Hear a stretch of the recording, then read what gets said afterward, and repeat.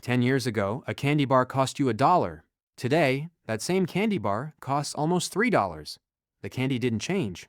So what did? That's inflation. And most people think it just means things get more expensive.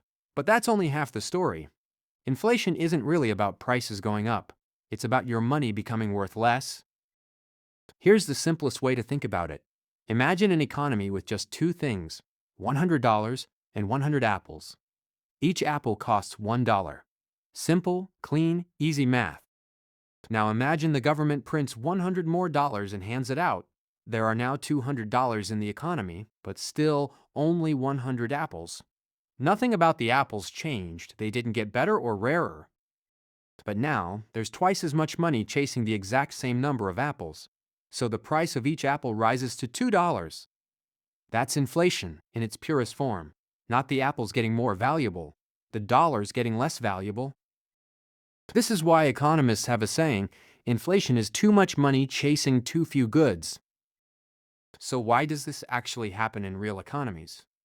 There are three big drivers. First, central banks increase the money supply. When more money enters an economy faster than the economy grows, each individual dollar has to stretch across more spending, and its value drops. Second, demand can outpace supply. If everyone suddenly wants to buy houses, but builders can't build them fast enough, prices for those houses climb, even if nothing else changed. Third, costs can rise on the supply side. If oil prices spike, it becomes more expensive to ship, manufacture, and produce almost everything, and businesses pass that cost on to you. Now, here's the part most people get wrong. A little bit of inflation isn't a disaster. In fact, most modern economies target around 2% inflation per year on purpose. Why would anyone want prices to rise at all? Because the alternative, prices actually falling, called deflation, is far more dangerous. If you knew a laptop would be cheaper next year, you'd wait to buy it.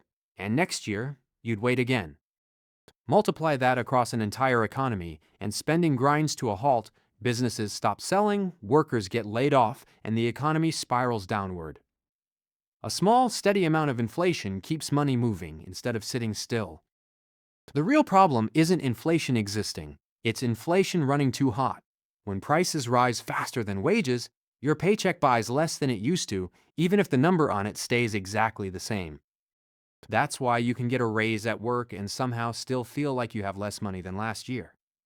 Your income went up in numbers, but your purchasing power, what that money can actually buy, went down. This is also why cash sitting in a savings account earning nothing slowly loses value over time, even though the number in your account never drops. If inflation runs at 3% a year and your savings account pays you nothing, your money is quietly losing 3% of its real value every single year, without you ever seeing a smaller number. So what can actually control inflation? This is where central banks step back in. When inflation runs too high, banks like the Federal Reserve raise interest rates. Higher interest rates make borrowing more expensive, which slows down spending, which cools off demand, which eventually brings prices back down. It's a slow, blunt tool, but it's the main lever economies have. Inflation isn't some abstract force happening to the economy. It's happening to every dollar in your wallet, every single day. Understanding it isn't just trivia, it's the difference between watching your money quietly shrink and actually knowing why.